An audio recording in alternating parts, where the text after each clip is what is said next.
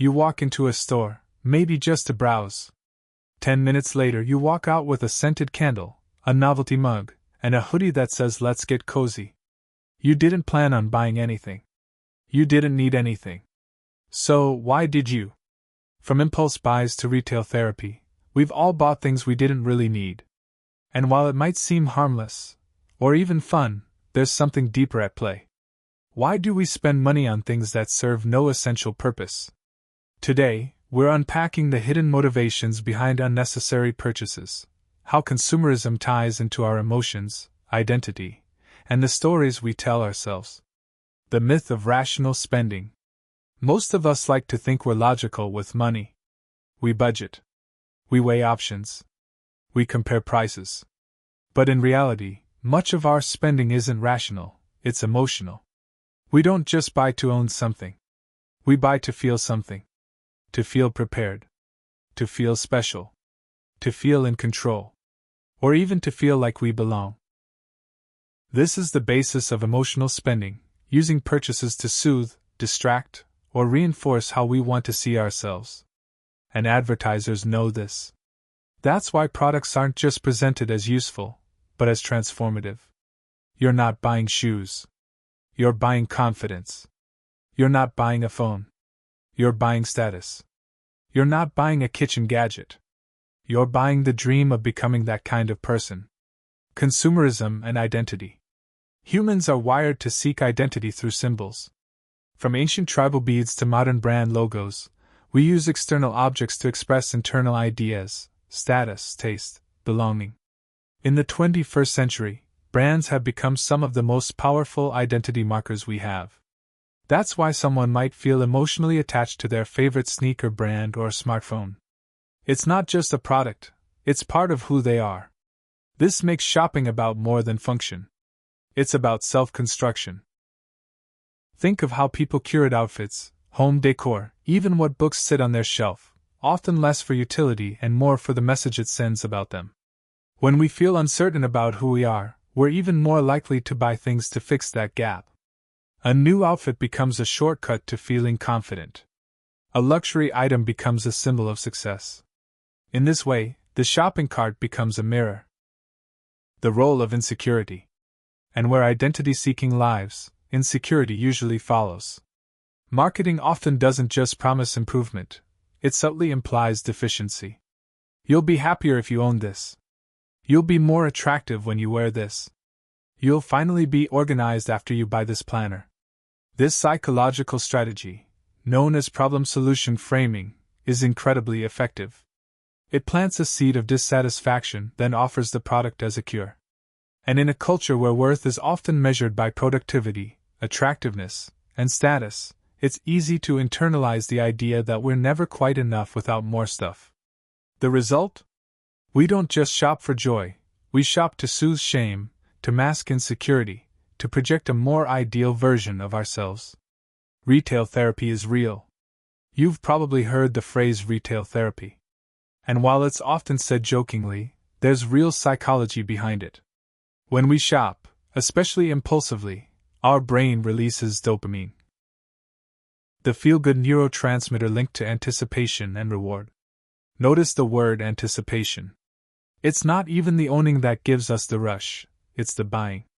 That's why you can feel excited clicking add to cart, then underwhelmed when the package arrives.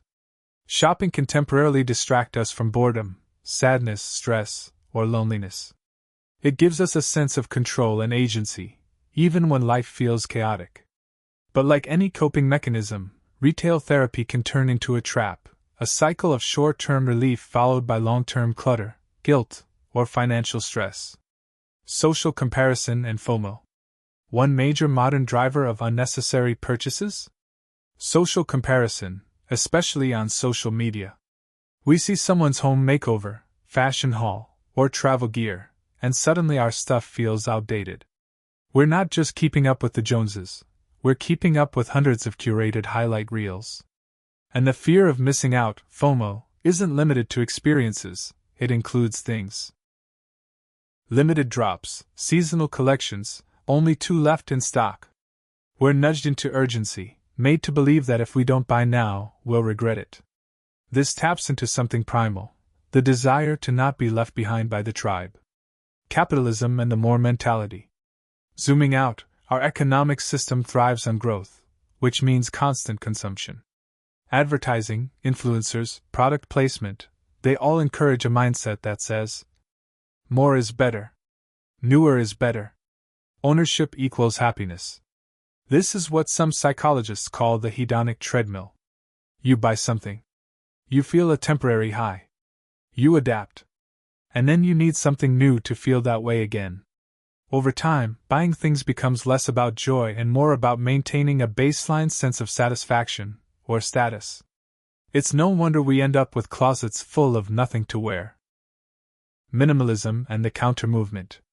Interestingly, the rise of minimalism in recent years speaks to a growing awareness of this cycle. People are beginning to ask, what if less is more? Movements like decluttering, capsule wardrobes, and conscious spending have gained popularity, not because people hate stuff, but because they want to reclaim control over it. Minimalism isn't about owning nothing. It's about owning intentionally. By pausing before we buy, asking what emotional need we're trying to meet, we can shift from automatic consumption to thoughtful choice. Final thoughts. Buying things we don't need doesn't make us shallow or irresponsible. It makes us human. We're emotional creatures navigating a world built to nudge us toward consumption at every turn. And often, those purchases are about far more than the object itself.